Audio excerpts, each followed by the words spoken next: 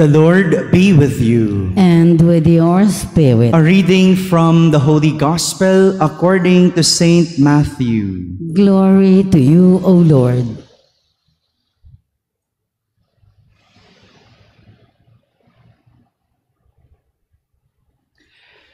Jesus was going through a field of grain on the Sabbath, while his disciples were hungry and began to pick the heads of grain and eat them. When the Pharisees saw this, they said to him, "See, your disciples are doing what is unlawful to do on the Sabbath."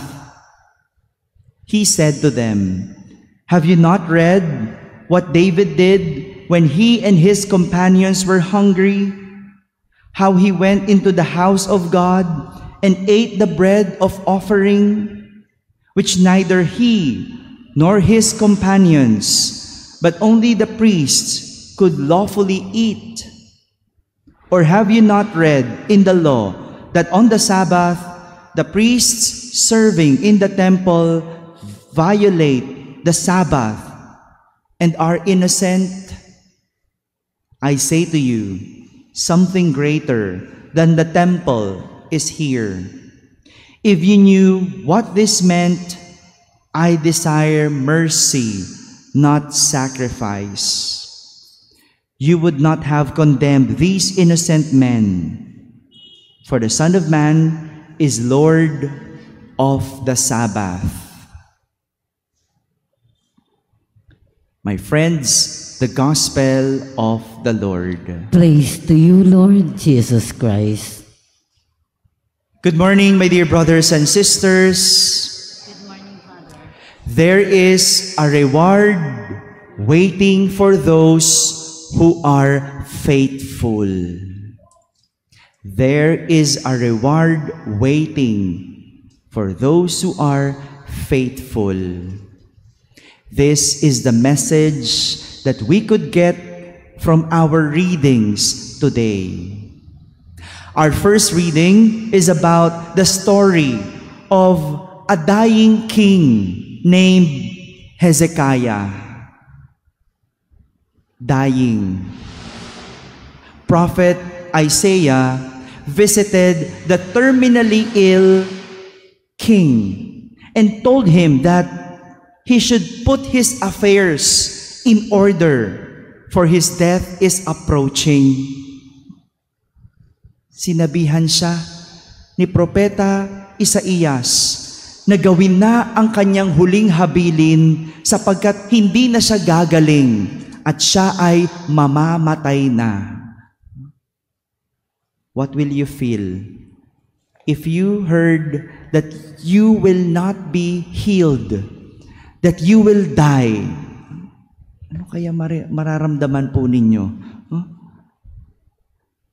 Upon hearing the message of Prophet Isaiah, instead of pleading to God to heal him, the king faced the wall, prayed, and cried. He told God how faithful and wholehearted he conducted himself to his presence.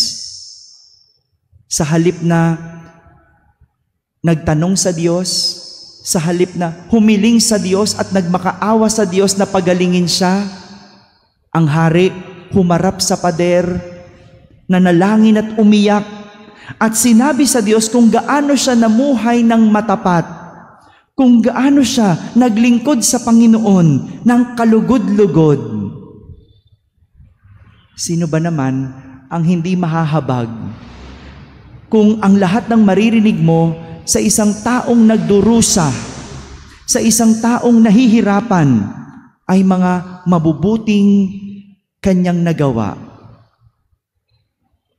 Siguro, no? Kung tayo lang yon, kung tayo ang nasa kalagayan ng hari, siguro, ang nasabi natin, "Bakit ako, Lord?" Siguro, ang nasabi natin, "Pagalingin mo ko, Lord. Hindi pa ako handang mamatay." Siguro, ganyan yung dasal natin, no? Pag nalaman mong mamamatay ka na, pag nalaman mong walang lunas ang iyong sakit, siguro ganyan ang dasal natin. Bakit ako, Lord? But because King Hezekiah was good in nature, even during his agony, his remarks remained good. Even in his agony, he remained good. Ang ilan sa atin, siguro kapag nahaharap sa sakit o kapag sinusubok, nagbabago ang ugali. Kapag may sakit na, nagiging irritable. Dati masiyahin naman siya. Nung may sakit, irritable na. O kaya, kapag nahihirapan na sa buhay, nagiging palamura. Merong ganon. Wala nang ibang lumabas sa bibig, kundi puro mura. Mabait naman siya, pero palamura lang. Mayroong ganyan. O kaya, nung nagipit, umiinit ang ulo. Sino po sa atin ang ganon? Kapag wala ng pera, ang init ng ulo. Anong petsa na ba ngayon? 19 na. 4 days nang lumipas mula nung sweldo. So, maiinit na ang ulo. Kailan lalamig? Pagka na, 15 na ulit. Katapusan na ulit. This made King Hezekiah stand out among others who were in pain and who were hopeless. King Hezekiah remained good. He remained good, even in his pain, even in his agony. That is why, in the end, God was pleased. He sent prophet Isaiah to announce the reward of God's healing to the king and granted him another 15 years to live. Imagine that, Mamamatay ka na, dying ka na, walang lunas, but because of your goodness, God granted King Hezekiah 15 years to live. Sadyang lamang ang may mabuting kalooban, lamang ang may mabuting puso, dahil may gantimpalang naghihintay sa taong tapat at matuwid.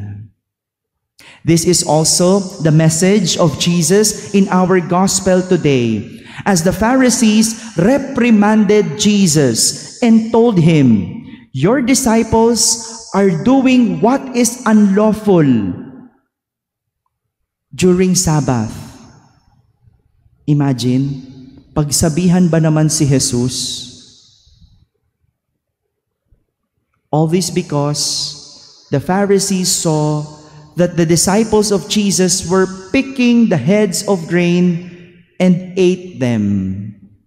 Para sa mga Pariseo, labag yon sa batas. Yung mamitas ng trigo at kumain sa araw ng pamamahinga. Labag sa batas yung mamitas. Gutom na yung mga alagad ni Jesus. Hindi ka pa ba pipitas? Masama ba ang kumain? Tingnan mo nga naman itong mga Pariseo, Ang bibilis ng kanilang mga mata sa mali. Kahit kailan, hindi nila nakita ang maganda at mabuti. Sabagay, wala naman silang ibang mabuting nakita, kundi ang kanilang sarili. Ganyan, ang mga taong mabibilis ang mata sa mali. Walang ibang mabuti, kundi ang kanilang sarili. Para sa kanila, sila lang ang mabuti. Kaya kahit may nagagawang mabuti ang iba, mali pa rin ang nakikita. May kilala po ba kayong ganon? Sa trabaho, may ganon ba? Di ba? Ganon naman talaga yung mga boss natin. Ganon talaga. Anyway, may sweldo ka naman. Huwag ka nang umiyak dyan. Gawin na lang ang trabaho. Ganon ang boss. Lahat kailangan maganda, mabuti. Ganon talaga. Basta, remain good. Be good. And good thing, the disciples were with Jesus. Even though the Pharisees did not see the good in them, Jesus saw their goodness. Talagang kapag ang tao ay nasa Diyos, lagi kang mabuti para sa Diyos. Lahat ng iyong magagawa ay mabuti kasi ikaw ay nasa Diyos.